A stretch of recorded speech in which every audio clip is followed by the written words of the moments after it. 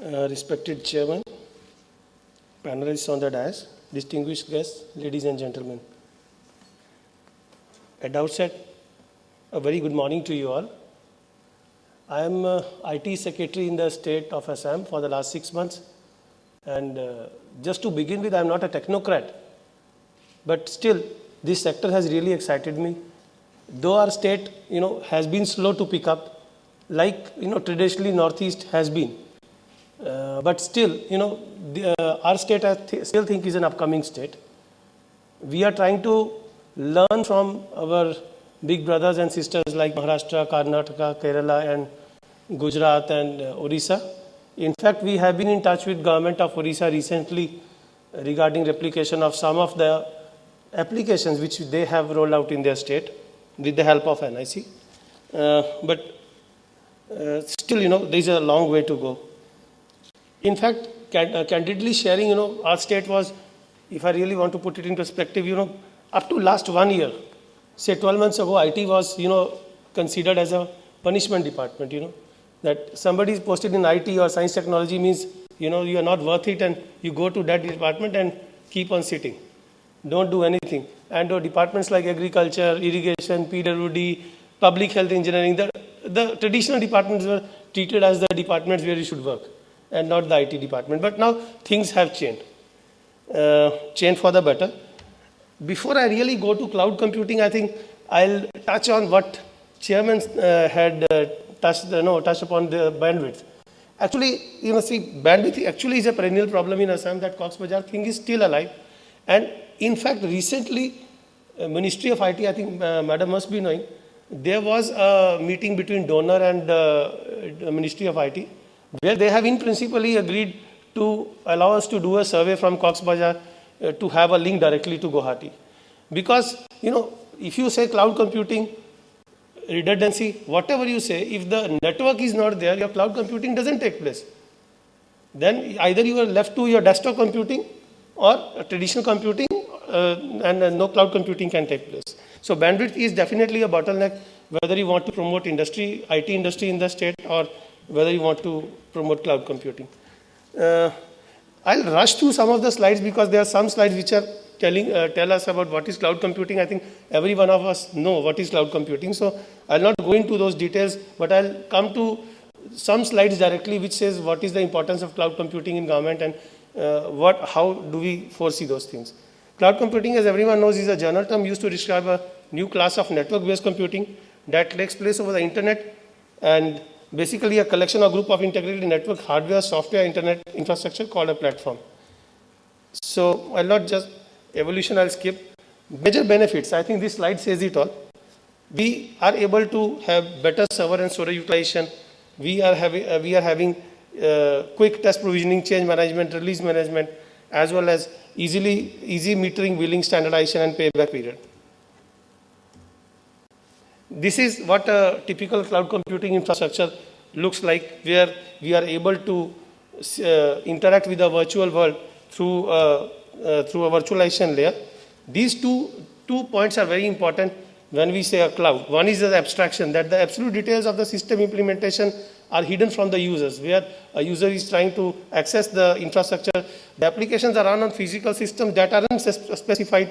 Data is stored in locations that are unknown and accessed by the users is ubiquitous. While virtualization, the systems are virtualized by pooling and sharing of resources, and storage can be provided as needed from a centralized infrastructure, and resources are scalable with definitely appreciable agility. This is how a traditional stack and a virtualized stack will look like, where you can, through the hypervisor, you can actually access a large number of applications on different operating systems. This is a typical architecture for a virtualization atmosphere. I'll skip these basic slides. I'll go to some virtualization concept in government directly. See, this point is very important when we say about cloud computing. Actually, if you see our server, we mostly use 5 to 15% of the capabilities of our servers. I was, a few days ago, I was in Goa attending Tech Sabha, where I saw a stall by N Computing, where they showed us, there were around 10 desktops with graphic videos, video streaming taking place, and still, the total CPU capacity which was being used was not more than around 5 to 6%. So if this is the way we use our CPUs, while we consume almost, 60 to 90% of the power, then definitely we are not, doing justice to, we are adding to the CO2 emissions, we are having more energy consumption. So when you do virtualization, you definitely consume less power, and less power means better environment and saving money. This is what I just saw. These are the three major services which are being provided under cloud service: software as a service, process platform as a service, and infrastructure as a service. In the first phase in Assam, we are trying to build on the platform as a service as well as infrastructure as a service to start with. These are some of the, I'll just keep these.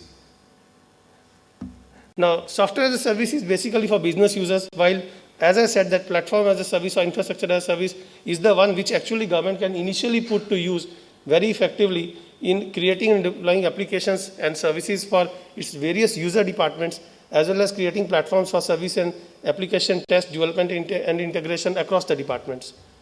The cloud storage is another important concept. Like, many web companies are having huge data storage capacity. They are actually, offering this cloud storage facility, like Amazon's Elastic Compute Cloud and Simple Storage Solution. These are the well-known examples. The government cloud should be, in my view, should be either on the community cloud or on the private cloud. Public cloud may not be very, very secure, but people can have different views on that. I'll come to these points subsequently during my presentation. Now, these are the points now which I want to discuss. See, when we say cloud computing in government, so what actually we aspire for? One is that it will improve the government's ability to create a transparent, open, and participatory government, organize solutions of different departments around the constituent groups being served, continue the migration towards a services-based environment that is interoperable and standards-based, so that the information available with one department can be seamlessly used by the other department without the citizen having to provide that information time and again whenever he has to access a service of Department A or Department B or Department C. Enable rapid deployment of technology solutions for the government, enable scalability, increasing savings through virtualization and economies of scale. Now that is very important. Yesterday some speaker was mentioning, that when we do service delivery, we should definitely try to reduce cost of service delivery for the citizen. It should not be there that we are doing, some technology implementation, but it should not increase the cost of service delivery for the citizen. So that is also very important. And these are the core objectives of cloud computing in government. As I have already said: security, scalability, availability of the service, performance, cost effectiveness, acquire resources on demand, release resources when they are no longer needed, and pay for what you use, and not for pay for what you have been allotted. Pay for what you use. That is very important. Now, present nature of government computing, if you see, government is very good at procuring large number of hardwares, and nobody will know that how to put them to use. Every department will work in silos. They will try to procure different infrastructure, different servers, make their own mini data centers, and put huge infrastructure without actually knowing how it can be used to, put to service delivery. I have seen departments where they have done procurement first and then thought of, what to do with this infrastructure, how to do backends, how to make front ends, and how to start delivering a service. So what has happened, sometimes the procurement has taken place, but the rollout of service delivery has taken place almost 2 years after the procurement. So that is the problem in some of the state governments, I'll say, which are lagging. I'll not say the governments which are moving ahead. This I have already flagged.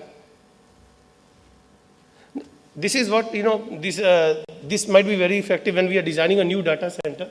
This power usage effectiveness is actually the total facility total power used by the facility divided by the IT equipment power. And if you can see, Google manages their own data center with a PUE of only 1.2. That's the data which I've got from internet. So that is very important when we are setting up a new data centers. But there are some legal concerns. I'm not very sure. I'm flagging these issues. I'm not very sure about this, whether when we are using cloud computing for government, whether we have to make some government regulations regarding that. Because, government has got very sensitive data. If you see census data, for example, the government has got a very sensitive census data about each individual's life, their families, their possessions, if this data gets leaked into public domain, so it can actually hurt your right to privacy. So, whether, without having some government regulation, whether without having some, maybe some laws about how to migrate data from government cloud to another entity, whether we can actually go for cloud computing in government, because government is having some data which is not actually with the private sector. But definitely, if we go costing wise, if you see this slide, from 1996 to 2010, the capital expenditure in the server spending has been almost constant. It is actually the admin cost as well as the power and cooling costs which have been rising. And if we want to control this, definitely the cloud is the solution for the same. Now, these are some of the advantages which if we use cloud computing in government, will help us to deliver services effectively in a less costly manner. One is the lower computer cost, because as I said that, since your applications will be run on cloud, your desktop PC may not have, that much processing power, that much disk space, to run your own applications on. There will be improved performance, there will be reduced software costs. Like, most cloud computing applications like Google Docs Suite are totally free. It's definitely much better than paying a huge amount for a similar Microsoft Office software. But you have instant software updates, you have improved document format capability, unlimited storage capacity, you have increased data reliability, universal document access, you need not take your documents along with you, you have the latest version availability, there is easier group collaboration on the cloud, and there is device independence. You are no longer hooked to a single computer or network. But what I perceive is there are some disadvantages. One is you require a constant internet connection if you want to work on cloud. That's what I was saying, that we have a severe bandwidth bottleneck in the Northeast. Not only Assam, in whole of Northeast, except maybe Agartala when they get hooked to Cox's Bazar directly. But Guwahati that gateway to Northeast will still continue to suffer. It does not work well with low-speed connections.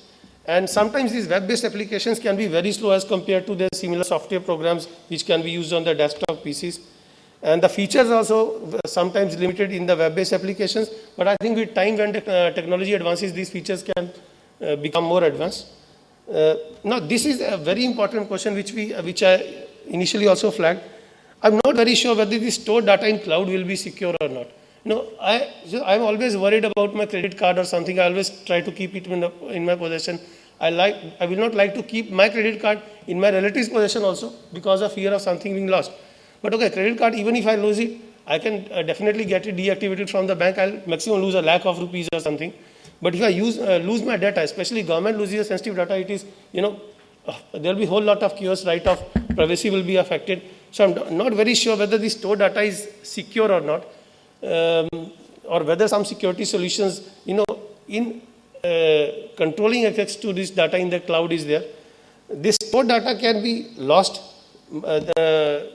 Theoretically, data stored in cloud is safe, but but suppose the data goes missing, then I do not have a backup. Where do I get my basic data from? I do not know whether this issue is relevant or not, but I'm just flagging this issue before this gathering.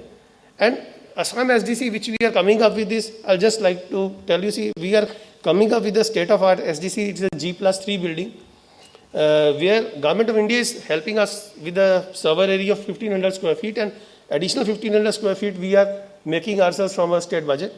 The structural design of the building is conforming to seismic zone 5 with an earthquake of magnitude of 8.2. And the SWAN Network Operations Center is co-located with the SDC. And, sorry. And we are going ahead with the implementation of cloud computing feature in the SDC. But some of our concerns are still remaining unaddressed regarding the security and reliability part of which we are trying to talk to our consultant KPMG and trying to figure out what we should do before we send our RFP to, in fact, Renu Madam only for approval by next month. This is going to be the typical architecture which we are going to set up in our SDC. And the major issues which I told you, we are targeting IAS and PS initially.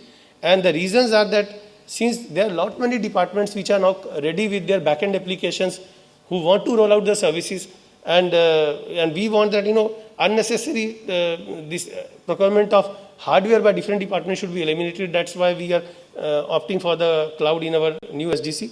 So, and there will be on-demand scalability of virtual server and storage to meet the growing demand, since we are having an additional critical space of 1500 square feet, which is also being made ready for the future. Thank you.